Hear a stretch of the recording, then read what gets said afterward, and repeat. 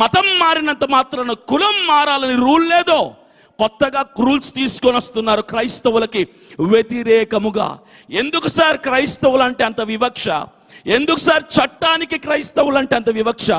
ఈరోజు క్రైస్తవుల పరిస్థితి ఏంటో తెలుసా? భారతదేశంలో క్రైస్తవులు పరాయి వాళ్ళు అయిపోయారు, క్రైస్తవులు శత్రువులు అయిపోయారు, క్రైస్తవుల్ని అనాథలను చేసి, క్రైస్తవులు పరాయి దేశస్తులను చేసి అవమానపరుస్తూ కించపరుస్తూ మాట్లాడుతున్నారు.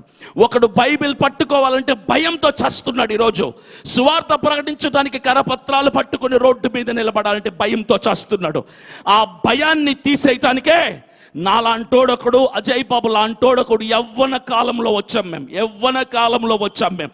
ఎంత దూరమైనా పరిగెడతాం, ఎంతవరకైనా పోరాడతాం, కంఠంలో ప్రాణమున్నంత వరకు క్రైస్తవుల కంఠముగా నిలబడతామని ప్రజాముఖంగా, మీడియా ముఖంగా నేను సెలవిస్తున్నాను.